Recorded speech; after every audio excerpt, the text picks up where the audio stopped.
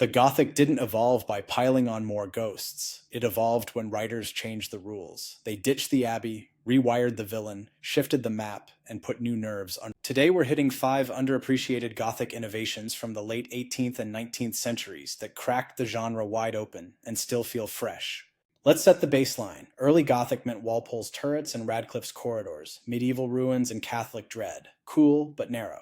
Then, a handful of wild minds took the Gothic on a world tour, across Arabia, into courtrooms, over the Atlantic, through a woman's vengeance, and straight into a vampire's kiss. First stop, William Beckford's Vathek, a Gothic in silk slippers. Beckford tosses the European castle and builds a dazzling Middle Eastern nightmare, a caliph bargaining with a demon, palaces that glow like jewels, whispers of jinn and eblis. The tone is decadent and sly, horror spiked with irony. Vathek's hunger for forbidden knowledge sends him to the Hall of Eblis, where the damned wander with hearts literally burning. Everyone carried within him a heart tormented in flames. That image branded itself on romantic imaginations.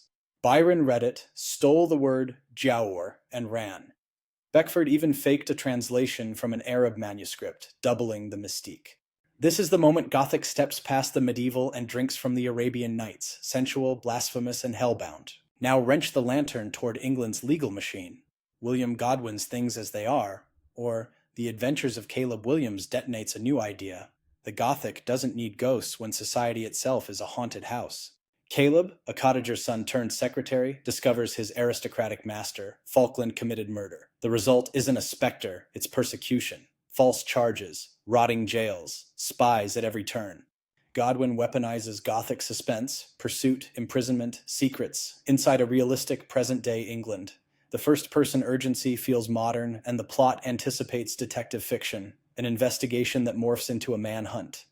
Critics panicked over the politics. Readers couldn't stop.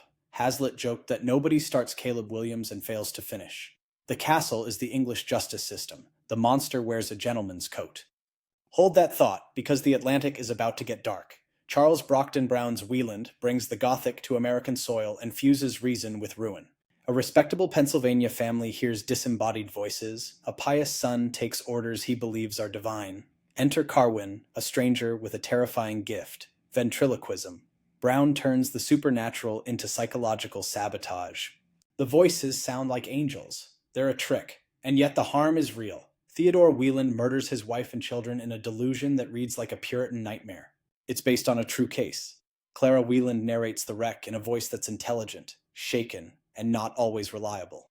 Brown isn't playing with abbey shadows. He's probing religious mania, sensory deception, and the fragility of reason in a brand new republic. American Gothic is born with a mind game for a ghost. What about female power turned feral? Charlotte Dacre's Zofloya flips the script hard. Instead of a trembling heroine, we get Victoria, ambitious, ruthless, and she engineers deaths, manipulates allies, and follows desire straight into catastrophe. Her mysterious ally, the Moor Zofloya, feeds her boldness and then reveals himself as the devil. Her end is swift and just, cast from a cliff. The shock here isn't only the violence, it's the role reversal. A woman takes center stage as the Gothic villain, not a victim.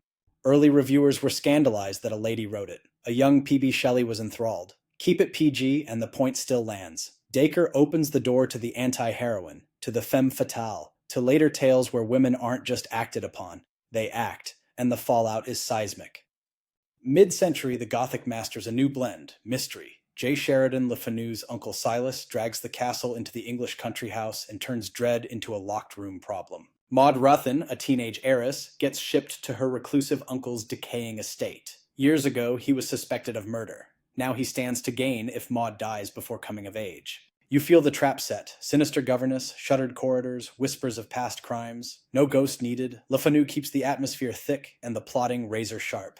The keyhole scene, Maud witnessing a killing that mirrors the old case, hits like a hammer blow and solves the mystery. Uncle Silas revives the Gothic for Victorians by marrying it to sensation fiction and proto-detective craft. Agatha Christie's country house murders are lurking just down this corridor. And then Le Fanu does it again with Carmilla, the vampire story that reshaped the species. The setting is Styria, the voice is Laura's, intimate, lonely, and transfixed by a beautiful house guest named Carmilla. Their bond is tender, possessive, eerie. Laura sickens, dreams turn predatory, villagers die of a wasting fever. The reveal, Carmilla is Countess Mircalla Karnstein, an undead huntress. The line that stays with you, you are mine, you shall be mine, and you and I are one forever. Desire entwines with dread.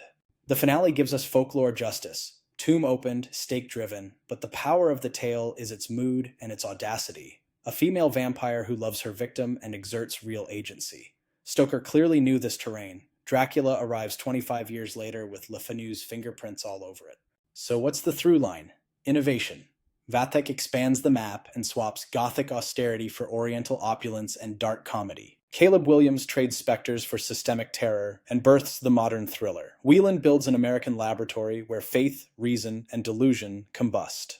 Zofloya hands the Gothic engine to a woman and lets that agency scorch the page. Uncle Silas fuses dread with detection, making atmosphere solve a crime. Carmilla reframes monstrosity as seductive and feminine, tilting the vampire towards psychology and desire.